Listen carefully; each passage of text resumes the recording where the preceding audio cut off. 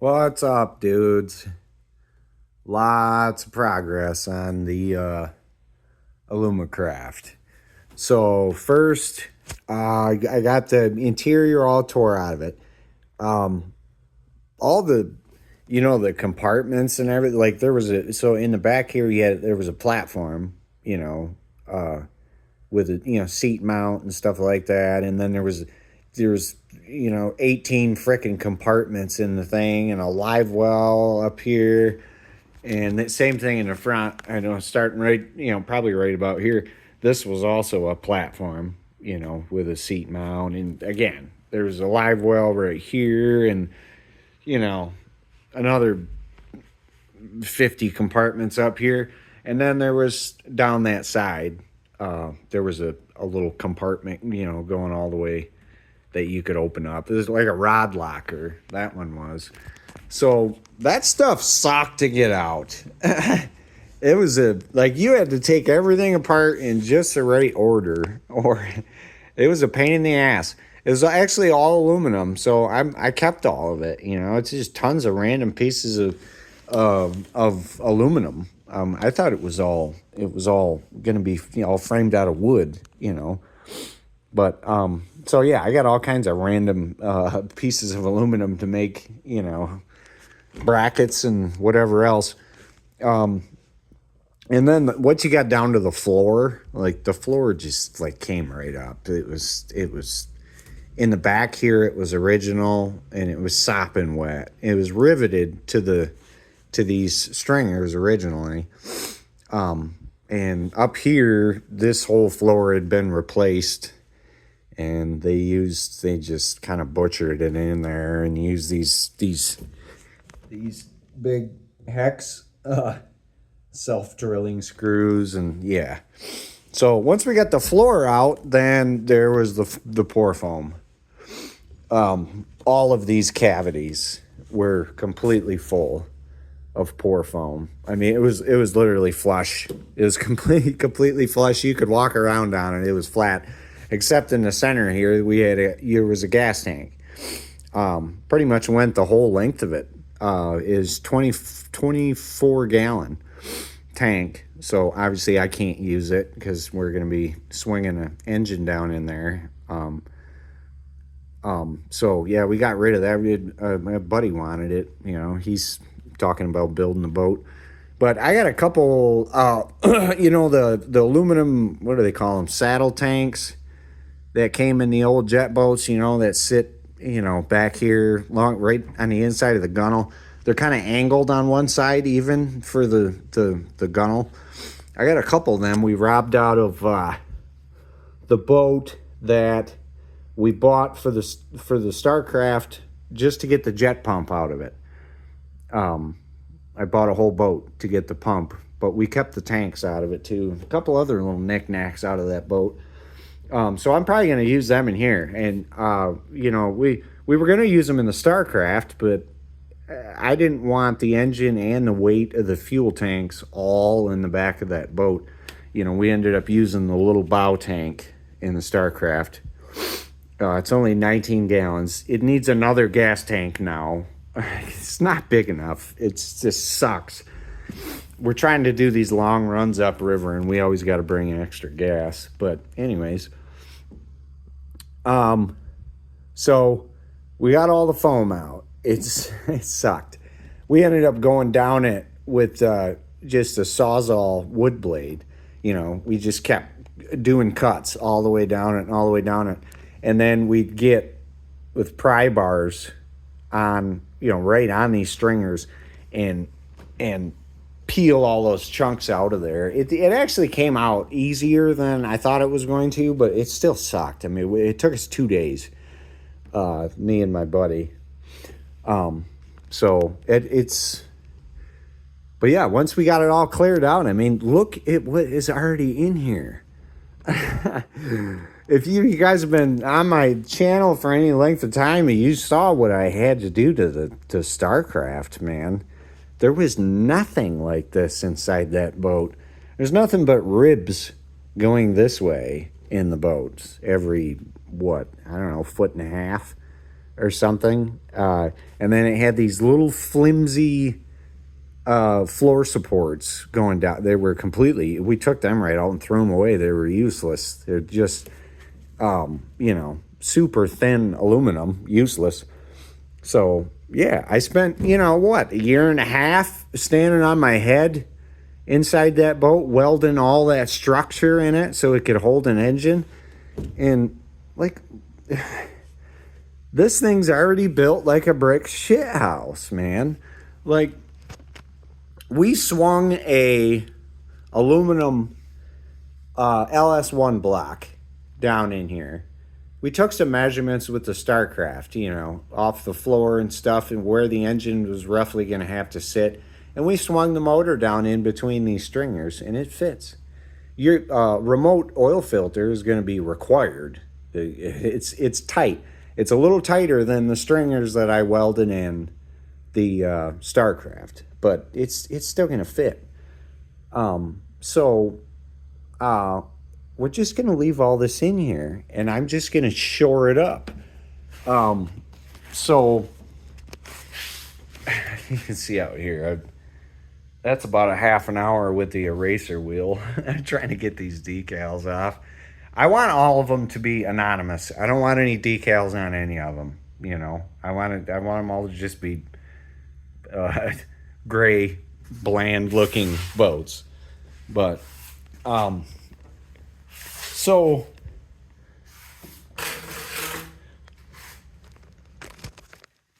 your stringers back here.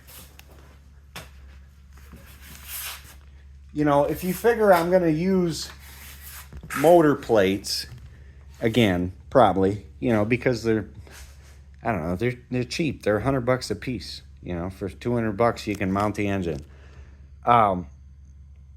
So you're gonna have a rear one that's gonna land back here somewhere, and another one that's gonna land up there. So wherever the plates land, get your jet mounted in here, and mount the engine just right to these. Even though right now they're kind of flimsy. And once you figure out where your motor mounts land, then just reinforce and brace up the area where the plates land. You know what I mean? Just beef up what's already here. You're gonna have to kind of tie and lock everything together. Like we can't have these just terminating and there's just nothing here. Like they were, relying on the floor to kind of hold this all together, and we don't want to do that. We want the structure to be, strong on its own, and then we're just attaching the floor to it. So, yeah, like I said, the engine's going to fit. So this transom, the wood is all completely rotted. I mean, you can see it's buckled. The whole thing is buckled. So, we got this tray out. This tray was, it was sitting, it's up there. It was sitting in here. It was actually spot welded to these pieces.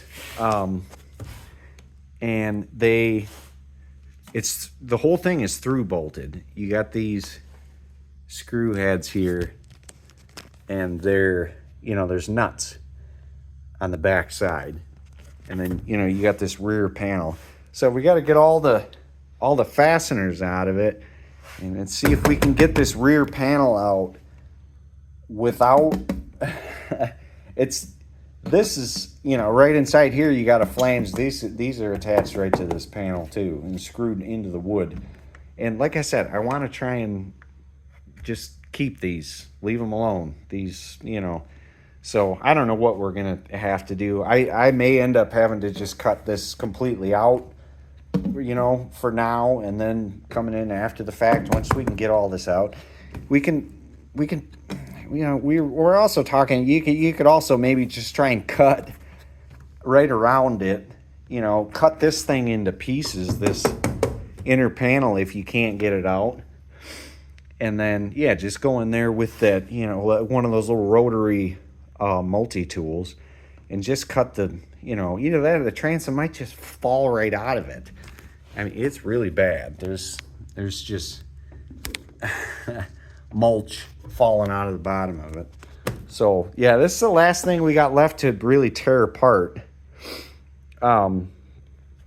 And so I'm gonna do the same thing as I did on the StarCraft. I mean, I'm just gonna cut this whole center broken section out, and then we're gonna just plate over the entire transom with another panel, right over top of it, and get rid of this little drop down. We'll come straight across from here, and once the transom is in place, then I can get to mounting the jet.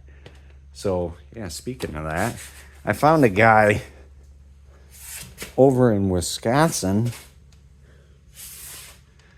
that was selling this device for what the hell was it, $150?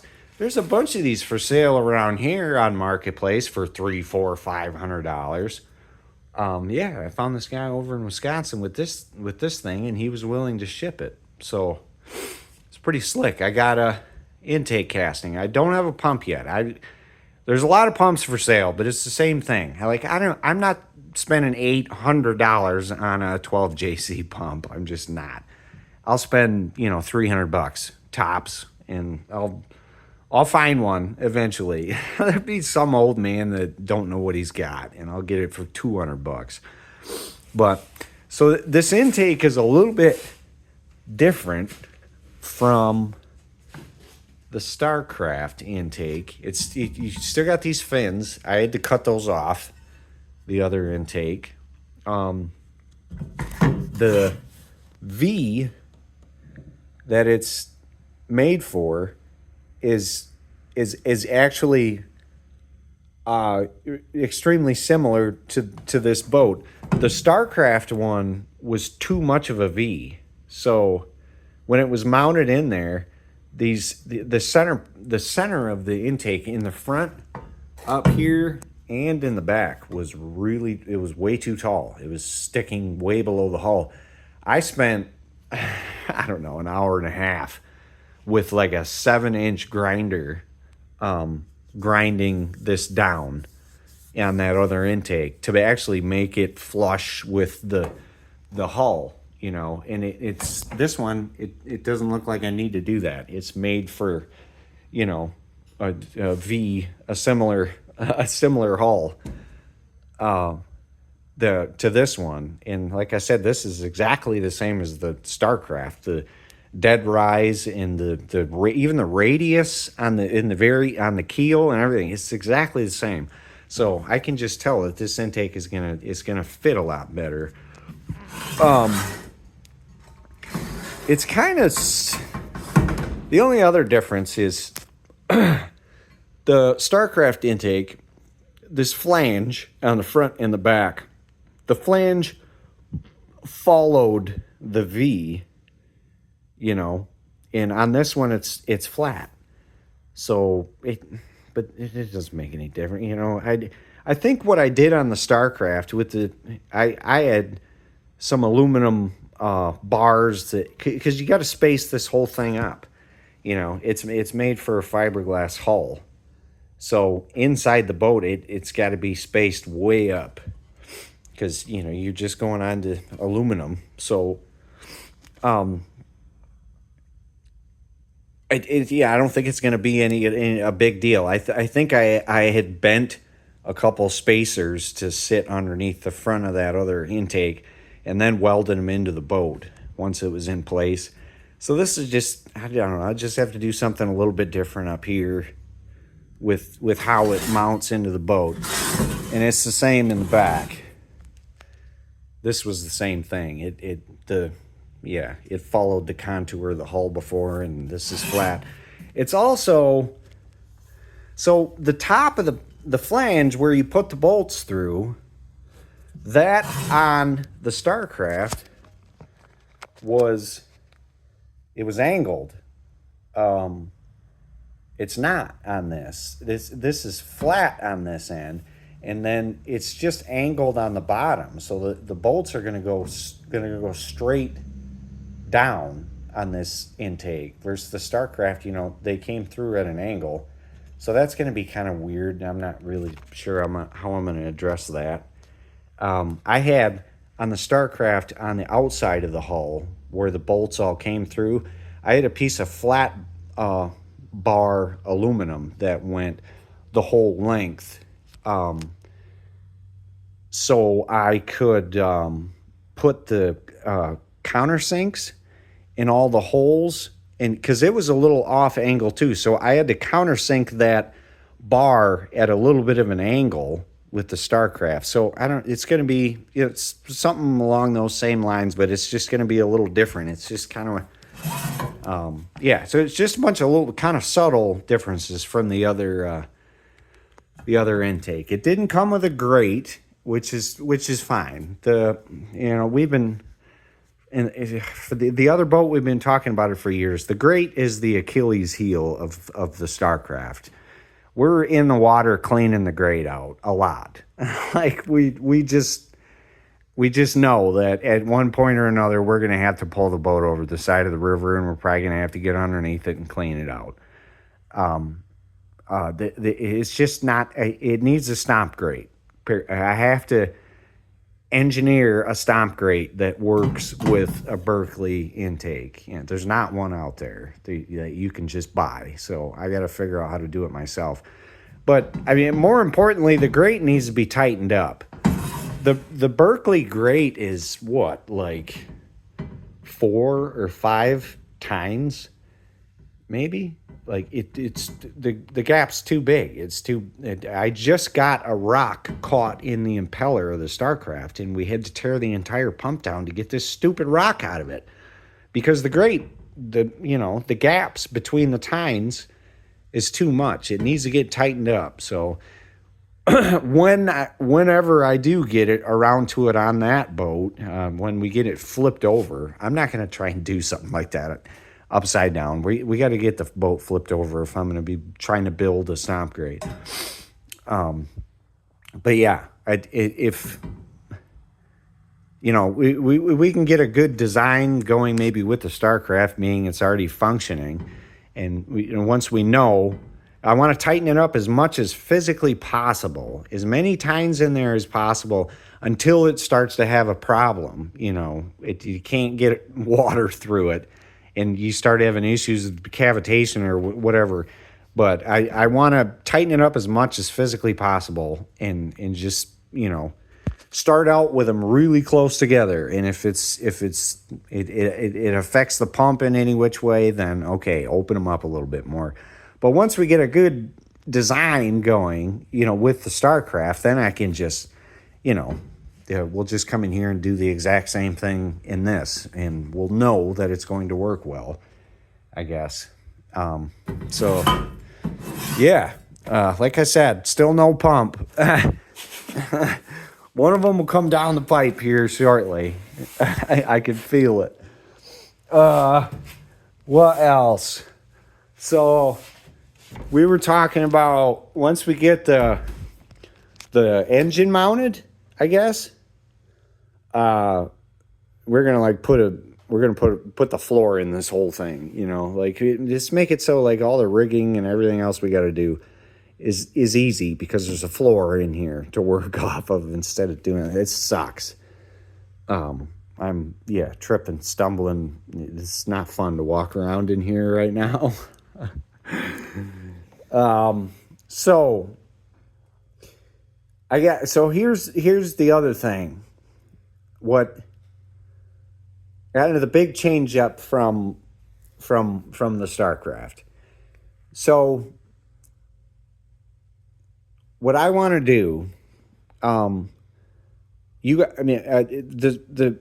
Starcraft still today, the outside of the hull is still the original skin on the boat. It's inadequate. Like it's thicker. There's panels on the inside of the hull.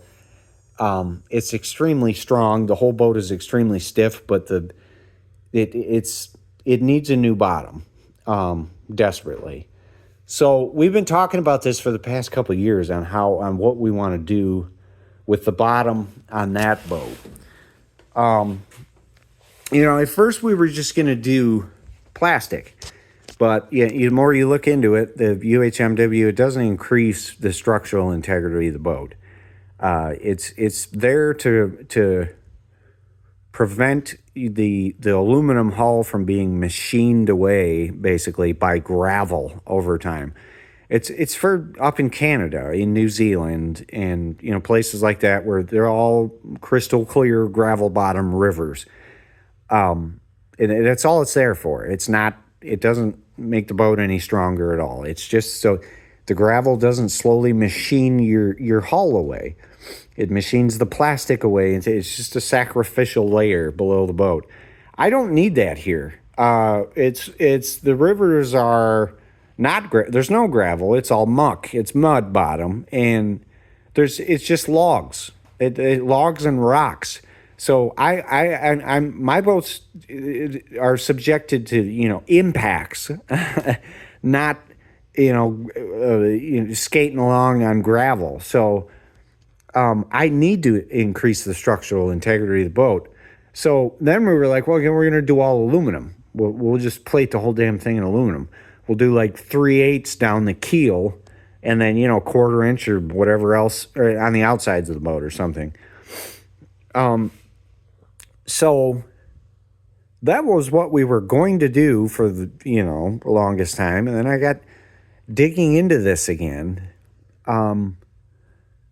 So up in Canada, it's really popular for these guys to use this. It's called QT100.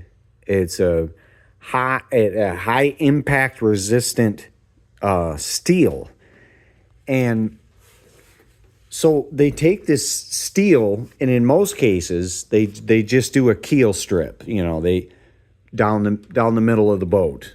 Because 95% of the time, if you hit something, that's where you're gonna hit is on the keel. Usually back in here somewhere, right by the intake, if it's anything like the Starcraft. So they put this. They put and you just turn the thing. You made it impenetrable now. So that's what we're thinking of doing with the Starcraft, is maybe doing steel down the center and maybe aluminum on the outsides. Or maybe we will do the entire thing in aluminum and try and actually keep the Starcraft lighter weight. But either one way or another, one of these winters, the Starcraft is got to get flipped over, and we got to do it because I'm pushing my luck. It's been smashed into stuff, man, and the bottom is getting it's pretty ragged. It's got quite a few big dents, and as time goes on, it affects the performance of the boat more and more and more. It keeps slowing the boat down more and more and more and more. That boat only goes like 45 miles an hour now. Like it used to go just over 50. And it's 45 or so now. That's it, wide open throttle. So the bottom of the boat is just really screwed up, man. You have to run trimmed way up, or the hook in the back of the hull drives the bow down at speed, and then it starts bow steering, and it gets sketchy, man. So the bottom's got to get fixed on that thing. But so this is why we got talking about steel or aluminum or whatever on the bottom of the boat. So I was just theorizing about this. So if this boat, you get all this crap stripped out of it, you get the jet completely mounted. That's before you do anything, get the intake and get the jet hanging out of the back of the boat.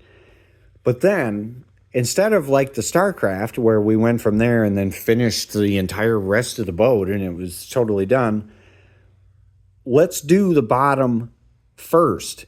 Get the jet mounted, flip the boat over, and do the bottom first.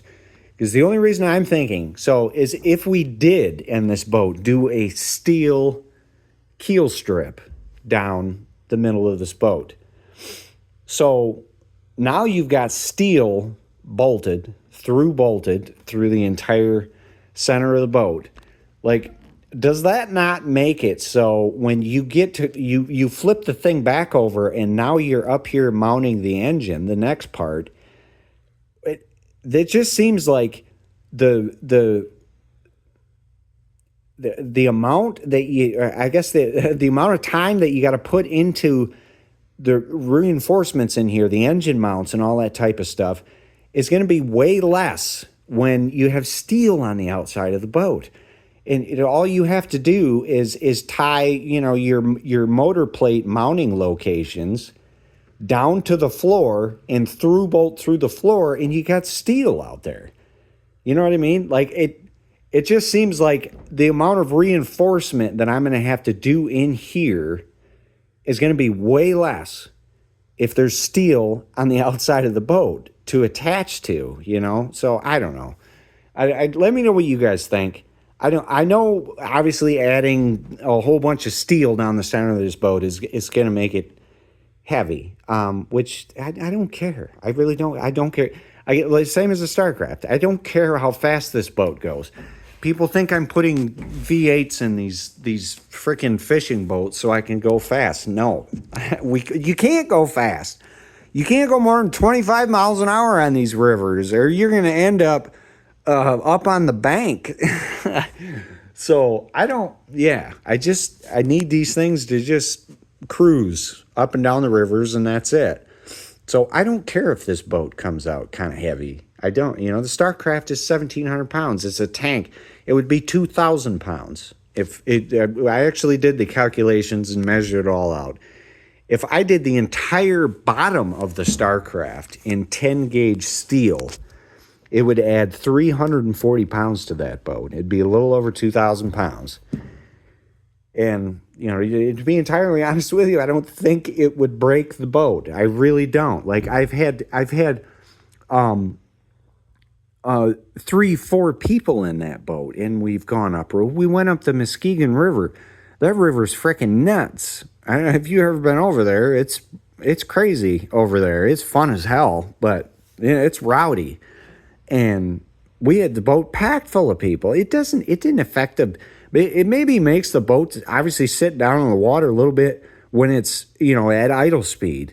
But once you're up on plane, like all them people in the boat did not affect the performance of that thing at all, even a little.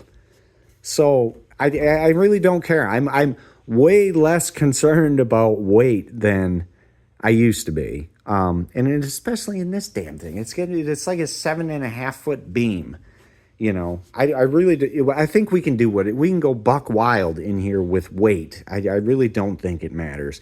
And I also don't think I need to be, particular about where all of this, weight is positioned in here. I don't think that matters either. Anywhere near as much as the StarCraft anyways. I'm glad that we did what we did with the StarCraft, moving the windshield forward and putting the gas tank in the front and all that type of stuff. It's probably a little more important in a little tiny 15-foot boat with a 5-foot beam.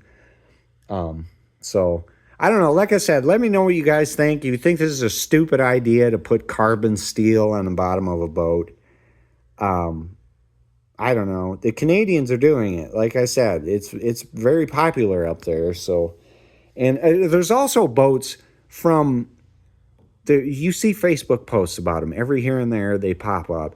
A boat that was built in like the 70s, like 78, 79, that the last one I saw was a riveted aluminum boat with a steel bottom. It was manufactured that way. It was built that way.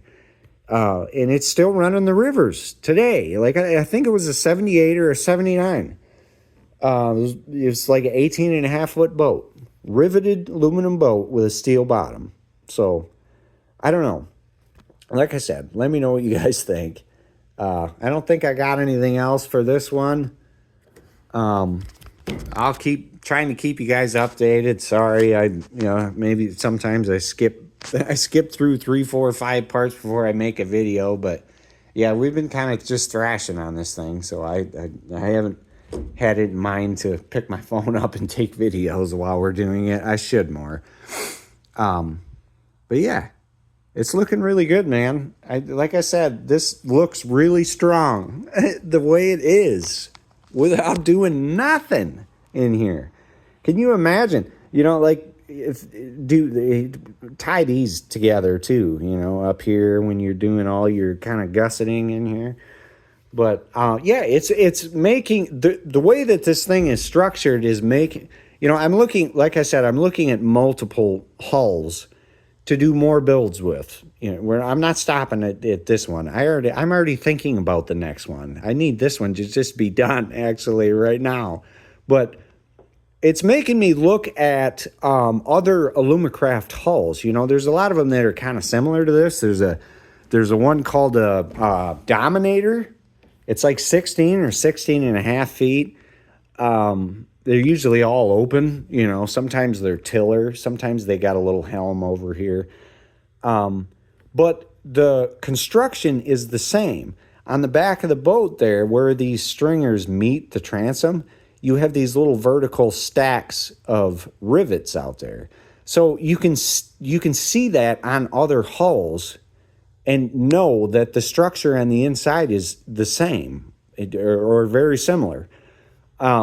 So yeah, you know what I mean? It's making me look at other Alumacrafts because this looks like it's going to be a hell of a lot easier than the last frickin' boat. So, you know, if we can crank this one right out, then I'll go out and get a few more of them. The 18 and a half or 19 foot Alumacraft is a beautiful boat.